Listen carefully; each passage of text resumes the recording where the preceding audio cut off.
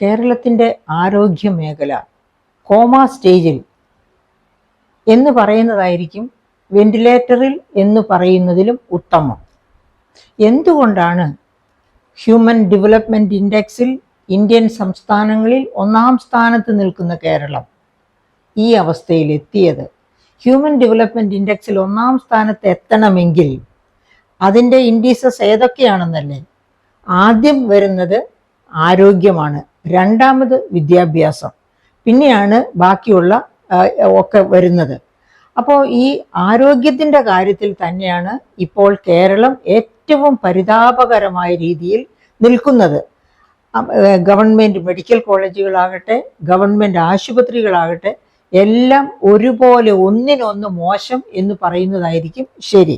അപ്പോൾ അങ്ങനെ ഇരിക്കുമ്പോൾ ഇവിടെ ഒരു മത്സരം കേൾക്കാം നമുക്ക്. കണക്കുകളുടെ കാര്യം പറഞ്ഞ് ആരോഗ്യമന്ത്രി ഒന്ന് പറയുന്നു, ധനമന്ത്രി വേറൊന്ന് പറയുന്നു.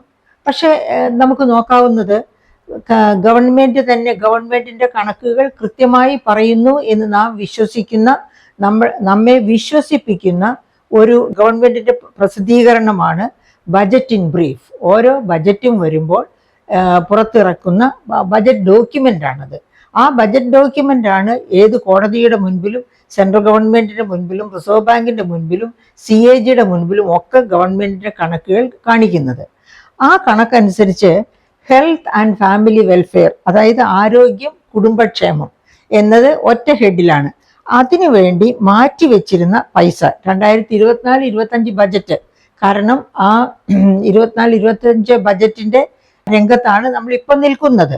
മാറ്റിവെച്ചിരുന്നത് ബജറ്റ് എസ്റ്റിമേറ്റിൽ പറഞ്ഞിരുന്നത്, അതായത് ബജറ്റ് 2024-25 ബജറ്റിൽ പറഞ്ഞിരുന്നത് 9,838.77 കോടി എന്നായിരുന്നു. അത് റീ എസ്റ്റിമേറ്റിൽ, അതായത് ഈ കഴിഞ്ഞ ഫെബ്രുവരിയിൽ നമ്മുടെ ധനമന്ത്രി അവതരിപ്പിച്ച 25-26 ബജറ്റിലാണ് കഴിഞ്ഞ വർഷത്തെ കണക്കുകളുടെ നിജസ്ഥിതി ഏകദേശം, അപ്പോഴും പൂർണ്ണമായിട്ടില്ല, ആ നിജസ്ഥിതി പുറത്തു വരുന്നത്. അതായത് എന്തുമാത്രം ചെലവഴിച്ചു, ബജറ്റിൽ പ്രതീക്ഷിക്കുന്നത് അത്രയുമോ അതിൽ കൂടുതലോ ചെലവഴിക്കാം, അല്ലെങ്കിൽ അതിൽ താഴെ പോകാം. അത് എത്രയാണെന്ന് റീ എസ്റ്റിമേറ്റിൽ പറയും. ആ റീ എസ്റ്റിമേറ്റിൽ പറഞ്ഞിരിക്കുന്നത് എത്രയാണെന്ന് നോക്കാം. 9,249.29 കോടി എന്ന് വെച്ചാൽ 589.48 കോടി കുറഞ്ഞു പോയി.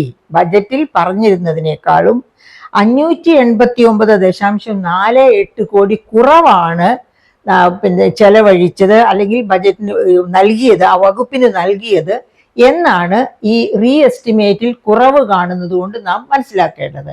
അപ്പോൾ ഈ 589.48 കോടി എന്ന് പറയുന്നത് എത്ര ശതമാനം വരും? ഇത് 5.99% വരും. അതായത് ബജറ്റിൽ കൊടുക്കുമെന്ന് പറഞ്ഞിരുന്ന 9,838.77 കോടിയുടെ ഏകദേശം 6% കുറവാണ് ആ വകുപ്പിന് കൊടുത്തത് എന്നാണ് ബജറ്റ് രേഖ തന്നെ പറയുന്നത്.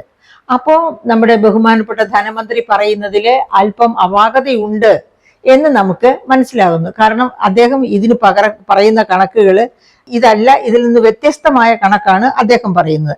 അതുപോലെ തന്നെ അദ്ദേഹം പറയുന്നതിൽ ഒരു 25-26 ബജറ്റിൽ ഈ മേഖലയ്ക്ക് വേണ്ടി അതായത് ആരോഗ്യം കുടുംബക്ഷേമം ഈ മേഖലയ്ക്ക് വേണ്ടി കാറ്റി വെച്ചിരിക്കുന്നു എന്ന് അദ്ദേഹം പറഞ്ഞ കണക്ക് പത്രങ്ങൾ പുറത്തു കൊണ്ടുവന്നത് 10,432 കോടി എന്നാണ് അദ്ദേഹം പറഞ്ഞത്. പക്ഷേ യഥാർത്ഥത്തിൽ ബജറ്റിൽ വക കൊള്ളിച്ചിരിക്കുന്നത്, ബജറ്റ് ഇൻ ബ്രീഫ് എന്ന് പറഞ്ഞ ഡോക്യുമെന്റ് ആണ് ഇത്. ഈ ബജറ്റ് ഡോക്യുമെന്റിൽ വക കൊള്ളിച്ചിരിക്കുന്നത് 10,432 കോടിയല്ല, 10,580.23 കോടിയാണ്. അതായത് മന്ത്രി പറഞ്ഞതിനേക്കാൾ കൂടുതലാണ് ബജറ്റിൽ വക കൊള്ളിച്ചിരിക്കുന്നത് എന്നർത്ഥം. അപ്പോൾ കണക്കുകളുടെ കാര്യത്തിൽ കൃത്യത പാലിക്കുന്നില്ല എന്നുള്ളതാണ് ഞാനിവിടെ പറഞ്ഞു കൊണ്ടുവരുന്നത്. അപ്പോൾ ഇനി മന്ത്രി എന്താണ് പറയുന്നത്, അതായത് ആരോഗ്യമന്ത്രി എന്താണ് പറയുന്നത്? ആരോഗ്യമന്ത്രി പറയുന്നു, മെഡിക്കൽ വിദ്യാഭ്യാസ വകുപ്പിന് ബജറ്റിൽ അനുവദിച്ചത് 400 കോടി, ഇതിൽ 145 കോടി വെട്ടിക്കുറച്ചു. അപ്പോ അങ്ങനെ പറയുമ്പോൾ 145 കോടി വെട്ടിക്കുറച്ചു എന്ന് പറയുമ്പോൾ 50% താഴെയാണ്. പക്ഷെ വെട്ടിക്കുറച്ചു എന്നുള്ളത് സത്യമായിരിക്കണം.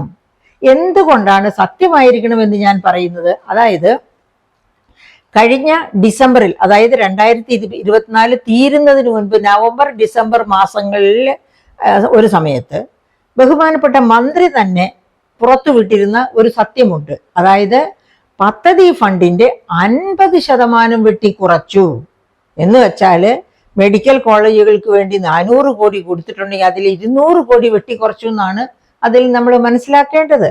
പക്ഷേ ഇത് മെഡിക്കൽ ആരോഗ്യ വിഭാഗം ആയതുകൊണ്ട് ഒരു പക്ഷേ 50% വെട്ടിക്കുറച്ചു എന്ന് പറഞ്ഞതിൽ കുറച്ച് കുറവ് വരുത്തിയിട്ടുണ്ടാകാം. അതാകും നമുക്ക് ആരോഗ്യമന്ത്രിയുടെ ഈ സംസാരം. എന്താണ്, 400 കോടി വക കൊള്ളിച്ചിട്ട് അതിൽ നിന്ന് 145 കോടിയെ കൊടുത്തുള്ളൂ എന്ന് പറയുന്നതിൽ നമുക്ക് മനസ്സിലാക്കാവുന്നത്. അപ്പോ മന്ത്രി പറഞ്ഞത്, ബഹുമാനപ്പെട്ട ധനമന്ത്രി ഇന്നലെയും ഇന്നും ഒക്കെ ആവർത്തിച്ചുകൊണ്ടിരിക്കുന്നത് ആരോഗ്യ മേഖലയ്ക്ക് വെട്ടിക്കുറച്ചില്ല എന്നാണ് പറഞ്ഞുകൊണ്ടിരിക്കുന്നത്. പക്ഷെ വെട്ടിക്കുറച്ചു എന്നത് ആരോഗ്യമന്ത്രി പറയുന്നതിൽ നിന്ന് മാത്രമല്ല, കണക്കുകൾ കൊണ്ടും നമുക്ക് മനസ്സിലാക്കാൻ പറ്റുന്നു ആരോഗ്യ മേഖലയ്ക്കും വെട്ടിക്കുറച്ചിട്ടുണ്ട് എന്നുള്ള കാര്യം. ഇനി അതുപോലെ തന്നെ ആരോഗ്യ മേഖലയ്ക്ക് വെട്ടിക്കുറച്ചു എന്ന് പറയുമ്പോൾ നാം ഒരു കാര്യം ഓർക്കണം. അതായത് കാരുണ്യ ലോട്ടറി എന്തിനു വേണ്ടി കൊണ്ടുവന്നതാണ്? ബഹുമാനപ്പെട്ട ലേറ്റ് നമ്മുടെ മാണി സാർ ഉണ്ടായിരുന്നപ്പോൾ അദ്ദേഹത്തിന്റെ കൂടെ പ്രവർത്തിച്ചിരുന്ന ബിജു പ്രഭാകർ എന്ന ലോട്ടറീസ് ഡയറക്ടറാണ് ഈ പറയപ്പെട്ട കാരുണ്യ ലോട്ടറി എന്ന കോൺസെപ്റ്റ് പാവപ്പെട്ടവർക്ക് ലോട്ടറി, പാവപ്പെട്ടവരുടെ സൗജന്യ ചികിത്സയ്ക്ക് വേണ്ടി. ഏത് തരം സൗജന്യ ചികിത്സയാണ്? മാരകമായ വലിയ ചെലവ് വരുന്ന 5 രോഗങ്ങൾ, ക്യാൻസർ, അതുപോലെ ലിവർ ഫെയിലിയർ, അതുപോലെ തന്നെ എന്താണ് കിഡ്നി ഫെയിലിയർ, ഇങ്ങനെയൊക്കെയുള്ള 5 വലിയ പ്രധാനപ്പെട്ട രോഗങ്ങൾക്ക് പാവങ്ങൾക്ക് ചികിത്സ കൊടുക്കാനായിട്ടുള്ള ഫണ്ട് കണ്ടെത്താനാണ് കാരുണ്യ ലോട്ടറി കൊണ്ടുവരുന്നത് 2012. ആ കാരുണ്യ ലോട്ടറി വഴി കിട്ടുന്ന ഫണ്ട്, അങ്ങനെ കാരുണ്യ ബെനവലൻസ് സ്കീം എന്ന് പറഞ്ഞ് ആ UDF ഗവൺമെന്റിന്റെ കാലത്ത് കൊണ്ടുവന്ന ആ സ്കീമാണ്. ആ സ്കീമിന്റെ പേരിലൊക്കെ ഇത്തിരി മാറ്റം വരുത്തിയെങ്കിൽ ആ സ്കീം ഇപ്പോഴും നിലനിൽക്കുന്നുണ്ട്. പക്ഷേ ഇപ്പോഴത്തെ കാര്യം പറഞ്ഞാല് ആ സ്കീം ഇല്ലാതായിക്കൊണ്ടിരിക്കുകയാണ്. എന്തുകൊണ്ടാണ് ഇല്ലാതായിക്കൊണ്ടിരിക്കുന്നത്? ഇതാ ഇപ്പൊ കഴിഞ്ഞ ദിവസം തന്നെ അത് പുറത്തു വന്നു. 2000 കോടിയോളമാണ് ആ കാരുണ്യ സ്കീമിൽ ഉൾപ്പെട്ട് അത് നടപ്പാക്കിക്കൊണ്ടിരിക്കുന്ന സ്വകാര്യ ആശുപത്രികൾക്കും മെഡിക്കൽ കോളേജുകൾക്കും ഒക്കെ കുടിശ്ശികയായി കിടക്കുന്നത് 2000 കോടിയാണ്. ഇതുപോലെ തന്നെയാണ് നമ്മുടെ മെഡിക്കൽ കോർപ്പറേഷന് മരുന്ന് കൊടുക്കുന്ന കമ്പനികളൊന്നും മരുന്ന് കൊടുക്കാൻ കൂട്ടാക്കുന്നില്ല. ഉപകരണങ്ങൾ കൊടുക്കുന്ന കമ്പനികളൊന്നും ഉപകരണങ്ങൾ കൊടുക്കാൻ കൂട്ടാക്കുന്നില്ല. എന്തുകൊണ്ടാണ്? കോടിക്കണക്കിന് ഇതുപോലെ തന്നെ അവർക്കും കുടിശ്ശിക കിടക്കുകയാണ്. ഈ കുടിശ്ശിക കൊടുത്തു തീർക്കാത്തത് കൊണ്ട് അവരാരും തന്നെ മെഡിക്കൽ കോർപ്പറേഷന് പിന്നെ ഉപകരണങ്ങൾ കൊടുക്കുന്നില്ല. ഇതിനു മുൻപ് തന്നെ പുറത്തു വന്ന ഒരു വാർത്തയുണ്ട്. ഒരു അത്യാവശ്യത്തിന് ഒരു കയ്യുറ, മെഡിക്കൽ ആവശ്യത്തിന് വേണ്ടി ഒരു പരിശോധനയ്ക്ക് വേണ്ടി വരുമ്പോൾ ഒരു കയ്യുറ പോലും മെഡിക്കൽ കോളേജിൽ വാങ്ങിച്ചു കൊടുത്താലേ ഉള്ളൂ. അത്തരം ഒരവസ്ഥ. അത് മാത്രവുമല്ല, നമ്മൾ കണ്ടതാണ് ഏതാനും മാസം മുമ്പാണ് SAT ആശുപത്രി എവിടേക്ക് പോയി? SAT ആശുപത്രി ഇരുട്ടിലായതിന്റെ കാരണം എന്താണ്? ഏതാനും ദിവസങ്ങൾ കഴിഞ്ഞാണ് യഥാർത്ഥ കാരണം പുറത്തു വരുന്നത്. ആദ്യം വിചാരിച്ചു ഇലക്ട്രിസിറ്റി ബോർഡിന്റെ കുറ്റമാണെന്ന്. ഇലക്ട്രിസിറ്റി ബോർഡിന്റെ കുറ്റമായിരുന്നില്ല. ഇലക്ട്രിക്കൽ ഡിവിഷന്റെ മെയിൻ്റനൻസ് വേണ്ട സമയത്ത് നടത്തിയില്ല. അതിന് പോലും ഫണ്ടില്ലാത്ത അവസ്ഥയിലായിരുന്നു. അതുകൊണ്ട് എന്താ പറയുക, ടോർച്ച് ലൈറ്റിന്റെ പ്രകാശത്തിൽ അന്ന് പ്രസവം എടുത്തതും ഒക്കെ നമ്മൾ കണ്ടതാണ്. അങ്ങനെ അത്തരം ഒരവസ്ഥയിലേക്ക് മെഡിക്കൽ കോളേജിനെ തള്ളിവിടുന്ന ഒരവസ്ഥ നമുക്ക് ഊഹിക്കാൻ പോലും വയ്യാത്തതാണ്. അപ്പോൾ ഈ കാരുണ്യ ലോട്ടറിയുടെ കാര്യം ഞാൻ പറഞ്ഞല്ലോ. കാരുണ്യ ലോട്ടറി ഞാൻ ബജറ്റ് ഡോക്യുമെന്റിൽ നോക്കി. കാരുണ്യ ലോട്ടറിയിൽ ഈ വർഷം ഗവൺമെന്റിന് കിട്ടിയ രൂപ എത്ര? ലോട്ടറിയിൽ ഈ വർഷം ഗവൺമെന്റിന് കിട്ടിയത് 13,244.48 കോടിയാണ്. ഇത് ബജറ്റ് റീ എസ്റ്റിമേറ്റിൽ പറയുന്ന കണക്കാ. അതായത് 2024-25 ബജറ്റിന്റെ റീ എസ്റ്റിമേറ്റിൽ പറഞ്ഞിരിക്കുന്ന കണക്കാണ്. ലോട്ടറി വിറ്റ വഴിയിൽ 13,244.48 കോടി ഗവൺമെന്റിന് കിട്ടിയിരിക്കുന്നു. ഈ ഫണ്ട് എവിടെ പോയി? കാരുണ്യ ലോട്ടറിക്ക് 14,000 കോടിയൊന്നും കൊടുക്കാനില്ല. 2,000 കോടിയാണ് ഇപ്പൊ കുടിശ്ശികയായി കിടക്കുന്നത്. ആ 2000 കോടി കൊടുക്കുകയാണെങ്കിൽ എന്തുമാത്രം പാവപ്പെട്ട, അതായത് ഡയാലിസിസ് ഒന്നും നടത്താൻ നിവൃത്തിയില്ലാതെ ഊർജ്ജശ്വാസം വലിച്ചു കിടക്കുന്ന രോഗികളുണ്ട്. അങ്ങനെ ഏതെല്ലാം തരത്തിൽ ഈ 5 മാരക രോഗങ്ങളോട് പടവെട്ടി മരണാസന്നരായി കഴിയുന്നവർ, ഇതിനിടയ്ക്ക് നമ്മൾ ആരും അറിയാതെ ഗ്രാമങ്ങളിലുമൊക്കെ മരണത്തിലേക്ക് കടന്നുപോയവര്, അതായത് ചികിത്സ കിട്ടാതെ കടന്നുപോയ ആയിരക്കണക്കിന് ആൾക്കാർ കാണും. അപ്പൊ അങ്ങനെയുള്ള ഒരവസ്ഥ ആ കാരുണ്യ ലോട്ടറിയോട് പോലും എന്താണ് പറയാ, മയം കാണിക്കാത്ത, മര്യാദ കാണിക്കാത്ത ഗവൺമെന്റ് എന്തുകൊണ്ടാണ് ആരോഗ്യ മേഖല ഇത്ര തകർച്ചയിലേക്ക് പോയത് എന്ന് ആർക്കും അതിശയം തോന്നി. എന്നിട്ടും എവിടെയൊക്കെ നിന്നും എന്തോ ഒരു ശക്തമായിട്ടാണ് കേരളം, ആരോഗ്യ കേരളം 1ാം സ്ഥാനത്ത് എന്ന് പറഞ്ഞുകൊണ്ട് ഹുങ്ക് കാണിക്കുന്നത് എന്ന് ഓർക്കുമ്പോഴാണ് നമുക്ക് സങ്കടം തോന്നുക. അപ്പൊ ഇതൊക്കെ ഈ മന്ത്രിമാർ തമ്മിൽ ഇങ്ങനെ അങ്ങോട്ടും ഇങ്ങോട്ടും ഘടകവിരുദ്ധമായി സംസാരിക്കുകയും ഒക്കെ ചെയ്യുമ്പോൾ നമുക്ക് നോക്കാവുന്നത് CAGയുടെ റിപ്പോർട്ടുകളാണ്. പക്ഷേ കഷ്ടകാലം എന്ന് പറയട്ടെ, 2024-25 കണക്കുകൾ ഇതുവരെ ഓഡിറ്റ് ചെയ്ത് CAG ഒരു റിപ്പോർട്ട് പുറത്തു വിട്ടിട്ടില്ല. അടുത്ത മാർച്ച് ആകുമ്പോഴേക്കാണ് മിക്കവാറും ആ റിപ്പോർട്ട് പുറത്തു വരിക. പക്ഷേ കഴിഞ്ഞ കാലങ്ങളിലെ കണക്ക് വെച്ച് 2023-24 സംഭവിച്ചതൊക്കെ വെച്ച് അവസാനത്തെ CAGയുടെ റിപ്പോർട്ട് തരുന്ന ഒരുപാട് കാര്യങ്ങളുണ്ട്. അവരെന്താണ് പറയുന്നത്? വകമാറ്റി ചെലവഴിക്കൽ അതാകാം, പിന്നെ ധൂർത്ത്. ഈ വകമാറ്റി ചെലവഴിക്കലും ധൂർത്തുമാകാം ഇതുപോലെയുള്ള ഫണ്ട്. ഏറ്റവും പ്രധാനപ്പെട്ട കാരണം വകമാറ്റി ചെലവഴിക്കൽ തന്നെയാണ്. കാരണം നമുക്കറിയാമല്ലോ വകമാറ്റി ചെലവഴിക്കലിന് ഏതെല്ലാം മേഖലകൾ ഉണ്ടായിരുന്നു എന്ന്. ഇപ്പോൾ ഈ അടുത്ത നാളിൽ തന്നെ നമുക്ക് അറിയാം ഗവൺമെന്റിന്റെ എക്സ്ട്രാ ചെലവുകൾ എന്തൊക്കെയായിരുന്നു എന്ന്. എൻ്റെ കേരളം പരിപാടി, അതുപോലെ നമുക്കറിയാം അവരുടെ PR വർക്കിന് വേണ്ടി പുതിയ ഏജൻസികളെ അപ്പോയിന്റ് ചെയ്യുന്നു. ഇതൊക്കെ ബഹുകോടികൾ ചെലവഴിച്ചാണ് ചെയ്യുന്നത്. അപ്പൊ എൻ്റെ കേരളം പരിപാടിക്ക് വേണ്ടി തന്നെ 48,000 സ്ക്വയർ ഫീറ്റിലാണ് കാസർഗോഡ് ഒരു സ്റ്റേഡിയം നിർമ്മിച്ചത്. അതുപോലെ 14 ജില്ലകളിലും സ്റ്റേഡിയവും അതിന് വേണ്ടത്ര എല്ലാ സൗകര്യങ്ങളും ഒരുക്കിക്കൊണ്ടാണ് ഈ കർമ്മം, ഈ എൻ്റെ കേരളം പരിപാടി, അതായത് ഈ പിണറായി വിജയൻ ഗവൺമെന്റ് 2016 മുതൽ ഇങ്ങോട്ട് കഴിഞ്ഞ 9 വർഷക്കാലങ്ങളിൽ ചെയ്ത് കൂട്ടിയ മഹാകാര്യങ്ങളെ പറ്റി ജനങ്ങൾക്ക് അവബോധം കൊടുക്കുക, അങ്ങനെ മുഖം മിനുക്കാനുള്ള പരിപാടി. അപ്പൊ എനിക്ക് എപ്പോഴും സംശയം തോന്നാറുള്ളത്, മുഖമുണ്ടെങ്കിലല്ലേ അത് മിനുക്കേണ്ട ആവശ്യമുള്ളൂ പ്രിയപ്പെട്ട സർക്കാരെ എന്നാണ് എനിക്ക് ചോദിക്കാൻ തോന്നാറുള്ളത്. കാരണം ഇത്രയേറെ ജനങ്ങളെ ദുരിതത്തിലേക്ക് തള്ളിവിടുന്ന ഒറ്റ വകുപ്പിന്റെ കാര്യമാണ് ഇന്നലെയും ഇന്നും ഈ കഴിഞ്ഞ ദിവസങ്ങളിൽ എന്ന് വേണ്ട ഏത് ദിവസം നമ്മൾ വർത്തമാന പത്രം എടുത്താലും അതിൽ ആദ്യം കാണുക മിക്കവാറും ആരോഗ്യ മേഖലയുടെ ഏതെങ്കിലും പാളിച്ചകളും ഒക്കെ തന്നെയായിരിക്കും. ഈ കഴിഞ്ഞ ദിവസങ്ങളിലൊക്കെ ഇപ്പോൾ നോക്കിയാൽ അത് മാത്രം പത്രം താളുകൾ നിറഞ്ഞു നിൽക്കുന്നത് ആരോഗ്യ മേഖലയുടെ അരിഷ്ടതകൾ തന്നെയാണ്. അപ്പൊ അങ്ങനെയുള്ള ഒരു സംസ്ഥാനത്ത് ഒരു മുഖം ഗവൺമെന്റിനുണ്ടോ? എങ്ങനെയാണ് ജനങ്ങളെ വിശ്വസിപ്പിക്കുക? അതായത് ആർട്ടിഫിഷ്യൽ ഇന്റലിജൻസിന്റെ ഒക്കെ സഹായത്തോടെയാണ് മുഖമിനുക്കൽ പരിപാടികൾ, റീൽസ് ഒക്കെ ഇങ്ങനെ പുറപ്പെടുവിച്ചുകൊണ്ടിരിക്കുന്നത്. ഞാൻ ഇപ്പോഴും ഓർക്കുകയാണ്, കൂരിയാട് സംഭവത്തിന് തൊട്ട് മുൻപ് ഒരു ദിവസം ബഹുമാനപ്പെട്ട മുഖ്യമന്ത്രിയും അതുപോലെ തന്നെ അദ്ദേഹത്തിന്റെ മരുമകനും പ്രസംഗിക്കുന്നത് ആ മുതൽ ഖ വരെ, അതായത് മലയാള ഭാഷയുടെ അക്ഷരങ്ങൾ അറിയാവുന്നവർക്കറിയാം, അതായത് അതിൻ്റെ അടി മുതൽ മുടി വരെ ഈ നാഷണൽ ഹൈവേ, ഈ കേരളത്തിലൂടെ കടന്നു പോകുന്ന നാഷണൽ ഹൈവേയുടെ അടി മുതൽ മുടി വരെ ആർക്ക് അർഹതപ്പെട്ടത്? ഈ ഗവൺമെന്റിന്, പിണറായി വിജയൻ ഗവൺമെന്റിന്റെ അർഹതപ്പെട്ടതാണ് അതിന്റെ വിജയം എന്ന് പറഞ്ഞ് നാവെടുത്ത് അറം പറ്റിയതുപോലെ ആയിപ്പോയി. എന്താ പറ്റിയത്? 2 ദിവസം കഴിയുമ്പോഴത്തേനും കൂരിയാട് റോഡ് ഇടിയുന്നു. അത് കഴിഞ്ഞ് ആ റോഡ് മുഴുവനും ഇങ്ങോളം ഇടിയുകയാണ്. പിന്നെ അതേപ്പറ്റി ഒരക്ഷരം പോലും മിണ്ടിയിട്ടില്ല. അപ്പൊ അതൊക്കെയാണ് ഗവൺമെന്റിന്റെ നല്ല ചെയ്തികൾ എന്ന് പറയുന്നത്. മെഡിക്കൽ കോളേജുകളുടെ വികസനത്തിന് വേണ്ടി നീക്കിവെക്കുന്ന പണം എവിടെ എന്ന ചോദ്യത്തിൽ അതുമായിട്ട് ബന്ധപ്പെട്ട് പാർട്ടിയുമായിട്ടുള്ള ഇൻവോൾവ്മെന്റോട് കൂടി നമുക്കറിയാമല്ലോ നമ്മുടെ നാട്ടിലെ സഹകരണ മേഖലയ്ക്ക് എന്ത് സംഭവിച്ചു. ഉദാഹരണത്തിന് തൃശ്ശൂർ തന്നെ ഏറ്റവും നല്ല എക്സാമ്പിൾ. അതേ തൃശ്ശൂരിലെ സഹകരണ മേഖലയാണ് ഈ സഹകരണ മേഖലയുടെ ഏറ്റവും എടുത്തു കാണിക്കാവുന്ന ഭീവത്സമായ ഉദാഹരണം. അതേ തൃശ്ശൂരിലെ തന്നെ ഒരു മെഡിക്കൽ കോളേജിന് വേണ്ടി മാറ്റിവെച്ച ഫണ്ടിൽ നടത്തിയ തിരിമറിയെ പറ്റി ഒരു കഥ പുറത്തു വന്നിട്ടുണ്ട്. എന്താണ് അത്? അതായത് 1/2 കോടി രൂപ മെഡിക്കൽ കോളേജിന്റെ വികസനത്തിന് വേണ്ടി നൽകിയ 1/2 കോടി രൂപ എവിടെ? മെഡിക്കൽ കോളേജ് ആശുപത്രി വികസന ഫണ്ട്. ഈ വികസന സമിതിയിൽ നിന്ന് തന്നെയാണ് ഈ 1/2 കോടി രൂപയുടെയും തിരിമറി നടന്നത്. എന്നിട്ട് അത് കേസായി കഴിഞ്ഞപ്പോൾ അവിടുത്തെ താൽക്കാലിക ജീവനക്കാരിയെ പിരിച്ചുവിട്ട് ഈ 1/2 കോടി രൂപയുടെ തിരിമറിയും അവൾ വഴി നടത്തി എന്ന രീതിയിലാണ് പര്യവസാനിച്ചത്.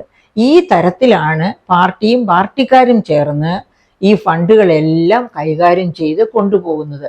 അപ്പോൾ എവിടെയൊക്കെ ഒരു സ്റ്റേജ് കിട്ടുന്നുവോ ആ സ്റ്റേജിലൊക്കെ ഈ കേരളത്തെ പറ്റി ഹുങ്ക് പറയാനായിട്ട്, കേരളം കണ്ടില്ലേ ഹ്യൂമൻ ഡെവലപ്മെന്റ് ഇൻഡെക്സിൽ 1ാം സ്ഥാനത്ത് എന്നാണ് പറയുന്നത്.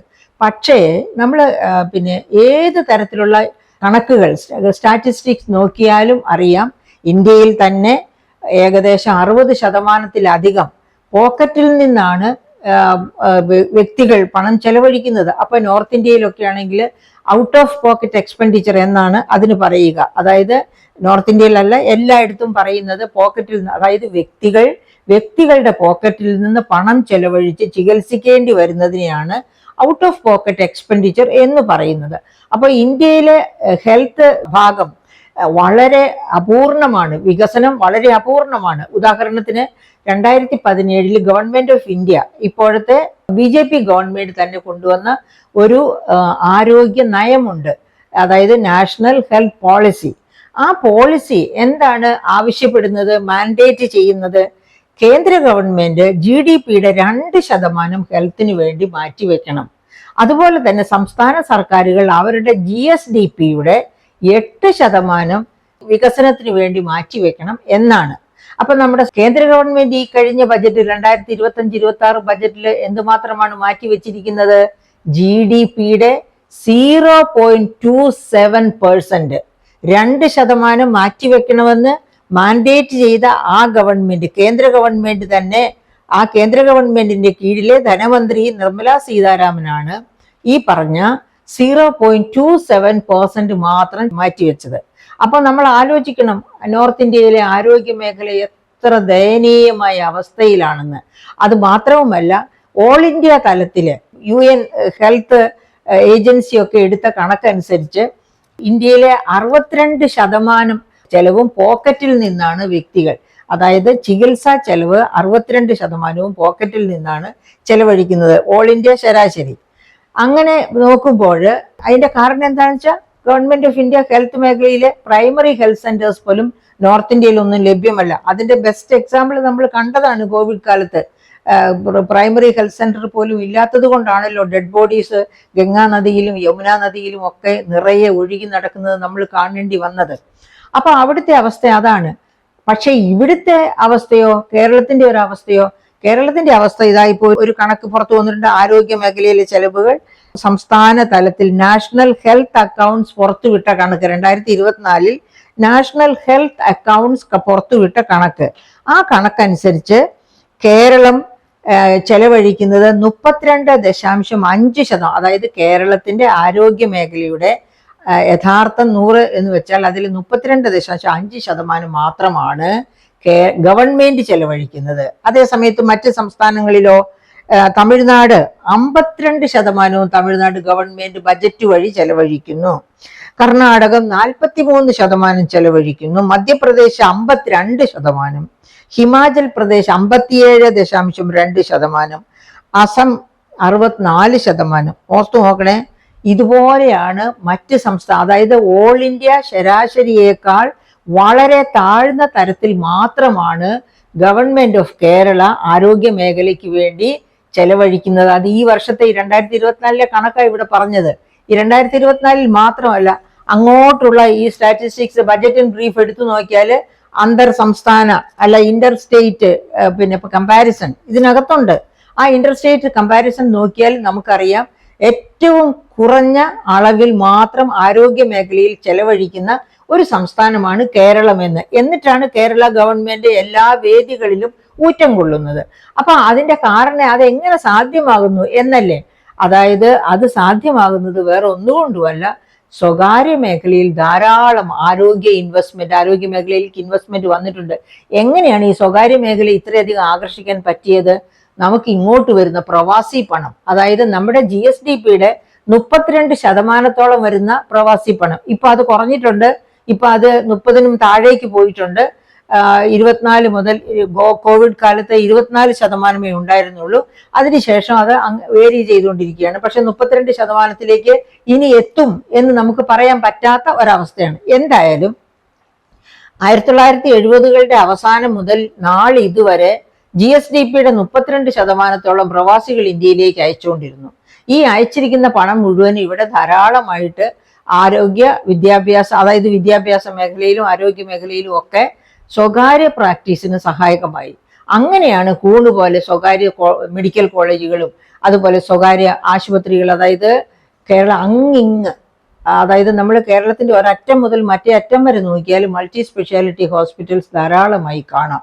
അപ്പൊ നമ്മൾ ഓർക്കേണ്ട ഒരു കാര്യം, എന്തുകൊണ്ടാണ് അന്ന് ബിജു പ്രഭാകർ കാരുണ്യ ലോട്ടറിയുടെ കാര്യം മാണിസാറിന്റെ അടുത്ത് എത്തിച്ച് മാണിസാർ അത് സമ്മതിച്ചത്?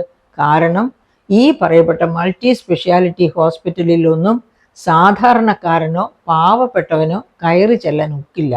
അവർക്കൊക്കെ വലിയ ചെലവ് കുറഞ്ഞ രീതിയിൽ ചികിത്സ ലഭ്യമാകണം. അതിന് ഏറ്റവും പാവപ്പെട്ടവർക്ക് വേണ്ടി കൊണ്ടുവന്നതാണ് കാരുണ്യ ലോട്ടറി. ആ കാരുണ്യ ലോട്ടറിയുടെ കാര്യമാണ് ഞാൻ നേരത്തെ പറഞ്ഞ 2000 കോടി കുടിശ്ശിക കിടക്കുന്നത് കൊണ്ട് എല്ലാ ആശുപത്രികളും അതിൽ നിന്ന് പിന്തിരിയുകയാണെന്ന്. അപ്പം നമ്മൾ പറഞ്ഞു വരുന്നത് എന്താണെന്ന് വെച്ചാൽ, ഡോക്ടർ ഹാരിസ്, അതായത് അദ്ദേഹം ശരിക്കും പറഞ്ഞാൽ എന്താ പറയുക, അദ്ദേഹം ദൈവതുല്യനായ ഒരു മനുഷ്യനാണ് എന്ന് വേണം പറയാൻ. ഈ തിരുവനന്തപുരം മെഡിക്കൽ കോളേജിൽ ന്യൂറോളജിയുടെ തലവനായി പ്രവർത്തിക്കാൻ തുടങ്ങിയത്, അതിനു മുൻപ് ഒരു ഡോക്ടറായി പ്രവർത്തിക്കുമ്പോഴും ഒക്കെ ഇത് ഇന്നോ ഇന്നലെയോ ഒന്നും തുടങ്ങിയതല്ല. ഏറിയും കുറഞ്ഞും എല്ലാ കാലങ്ങളിലും തിരുവനന്തപുരം മെഡിക്കൽ കോളേജിൽ ഒരുപാട് പാളിച്ചകളുണ്ട്. കേരളത്തിലെ എല്ലാ മെഡിക്കൽ കോളേജുകളിലും പാളിച്ചകൾ വലിയ തോതിലുണ്ട്. അപ്പൊ അങ്ങനെയുള്ളതെല്ലാം കണ്ടും കേട്ടും ക്ഷമിച്ചും നടന്ന ഒരു ഡോക്ടർ, അദ്ദേഹത്തിന് ഇപ്പോൾ ഒരു തരത്തിലും ക്ഷമിക്കാൻ പറ്റാത്ത രീതിയിൽ ആ പരിധി വിട്ടുപോയി. അത്ര മോശം. അതാ ഞാൻ തുടക്കത്തിൽ പറഞ്ഞത്, നമ്മുടെ ആരോഗ്യരംഗം കോമ സ്റ്റേജിലാണെന്ന് ഞാൻ പറയേണ്ടി വന്നത്. മാത്രം മോശമായ ഒരു അവസ്ഥയിലേക്ക് എത്തിയത് കൊണ്ടാണ് അദ്ദേഹം സാധാരണക്കാരന് വേണ്ടി, അതായത് തൻ്റെ ജീവിതത്തിലെ തൻ്റെ സേവന കാലഘട്ടത്തിനൊക്കെ വരുന്ന എന്ത് കെടുതികളും വന്നുകൊള്ളട്ടെ, ഞാൻ സാധാരണക്കാരുടെ കൂടെയാണ് എന്ന് പറഞ്ഞുകൊണ്ടാണ് ആ മനുഷ്യസ്നേഹിയായ ഡോക്ടർ, ശരിക്കും അദ്ദേഹത്തിനകത്ത് ഒരു ദൈവികത്വം പ്രവർത്തിക്കുന്നുണ്ട്. അതുകൊണ്ടാണ് അത്ര ശക്തമായിട്ട് അവിടുത്തെ തിന്മകളെയെല്ലാം പോരായ്മകളെയെല്ലാം വളരെ കൃത്യമായിട്ട് അദ്ദേഹം തുറന്ന് വിളിച്ചു പറഞ്ഞത്. എന്തും വരട്ടെ, ആ ധൈര്യം നമ്മുടെ പൗരന്മാർക്കുണ്ടാകണം.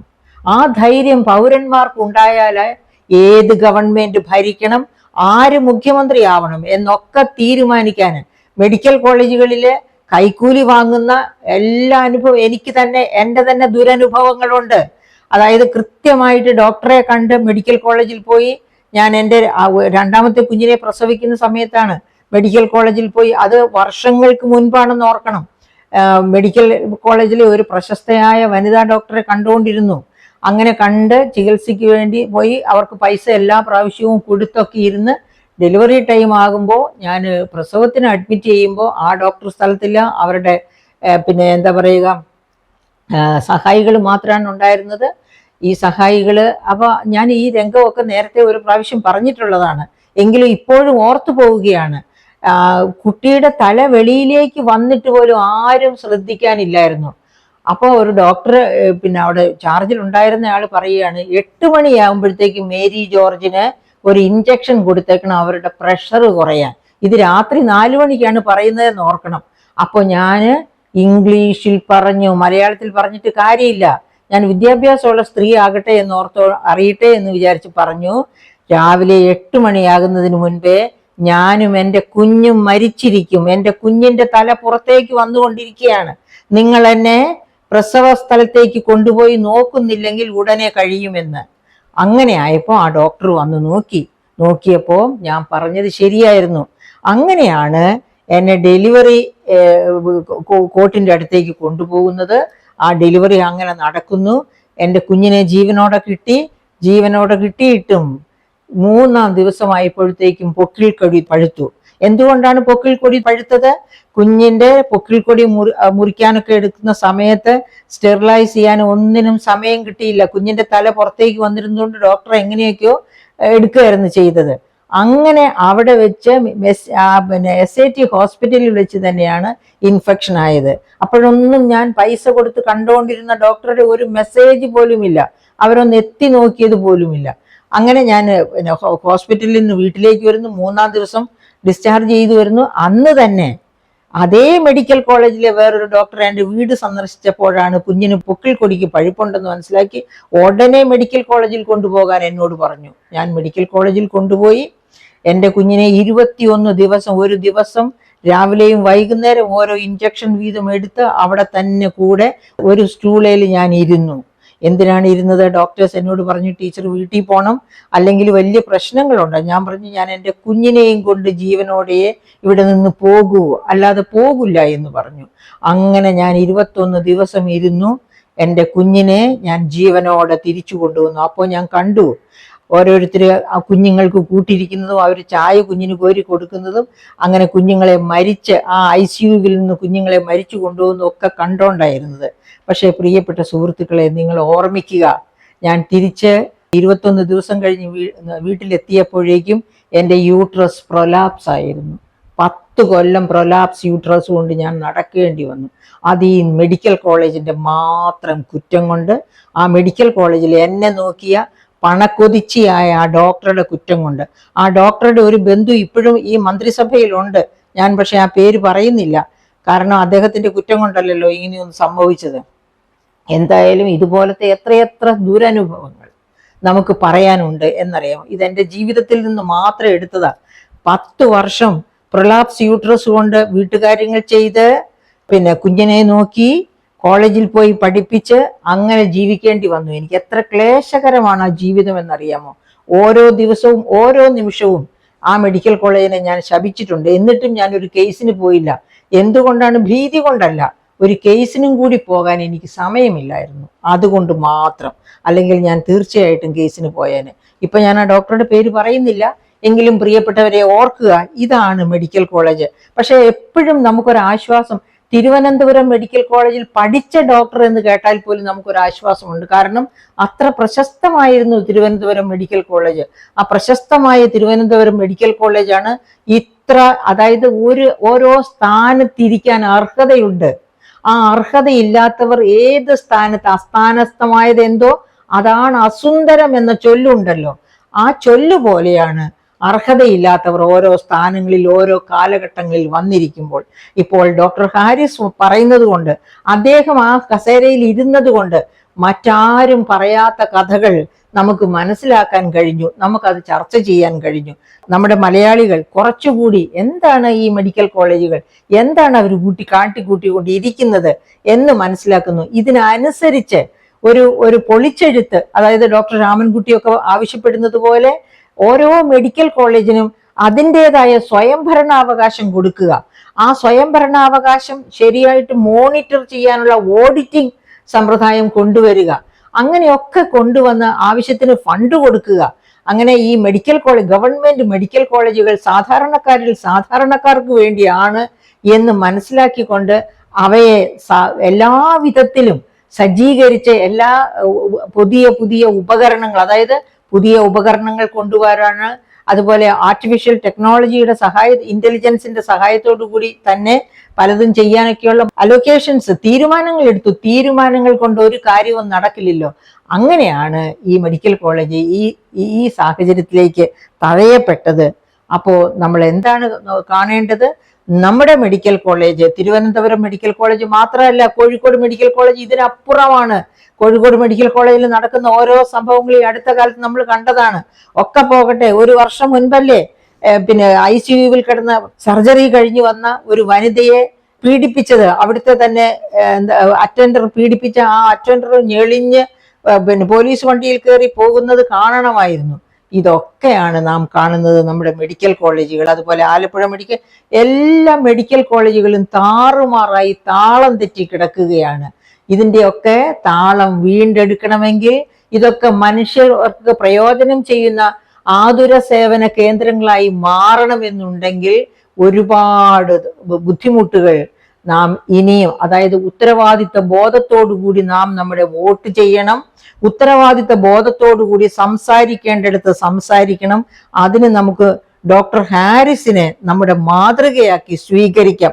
എല്ലാ സർക്കാർ ഉദ്യോഗസ്ഥരും, എല്ലാവിധ സർക്കാർ ഉദ്യോഗസ്ഥരും ഡോക്ടർ ഹാരിസിനെ ഒരു മാതൃകയായി സ്വീകരിക്കുകയാണെങ്കിൽ ഡെമോക്രസി തീർച്ചയായിട്ടും വിജയങ്ങളിലേക്ക് കുതിക്കും.